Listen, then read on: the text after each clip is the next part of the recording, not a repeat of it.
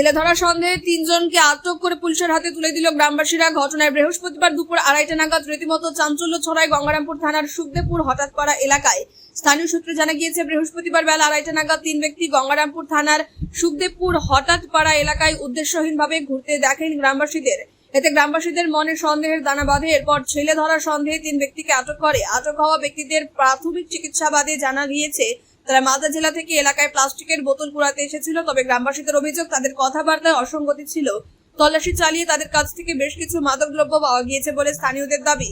গ্রামবাসীদের আশঙ্কা, অভিযোগ এই মাদকদ্রব্য ব্যবহার করে শিশুদের অজ্ঞান করে অপহরণ করার পরিকল্পনা ছিল তাদের।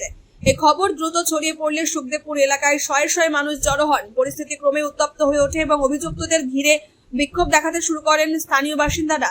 খবর পেয়ে দ্রুত ঘটনাস্থলে পৌঁছায় গঙ্গারামপুর থানার বিশাল পুলিশ বাহিনী।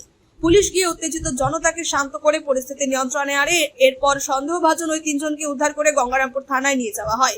পুলিশ জানিয়েছে, পুরো বিষয়টি খতিয়ে দেখা হচ্ছে এবং তারা সত্যিই কোনো অপরাধ চক্রের সাথে যুক্ত কিনা তা তদন্ত করে দেখা হবে। বলতে পারবো না স্যার, বলতে পারবো না। জোরে বলো। আমরা রান্না করে খাওয়াচ্ছিলাম, তখন সংবাদে পেলাম আমাদের বাড়ি একটু দূরে। আচ্ছা, কি শুনলেন এসে? আমরা শুনলাম যে বাচ্চা ছেলে ধরা বেড়েছে। তারপর আমরা দেখতে আসলাম, দেখলাম কয়জন আছে? কি অনুমান করছেন কারা এরা? কারা এখন অনুমান করা যাচ্ছে, এখন রোগটা উচ্চতা করে ছেলে ধরা আমাদেরও তো বাচ্চা কাচ্চা আছে, স্কুলে যায় না। পুলিশ এসছে? পুলিশ এসছে? পুলিশ এসেছে। ঠিক আছে, নাম কি আপনার? আমার নাম সন্ধ্যা ঘোষ।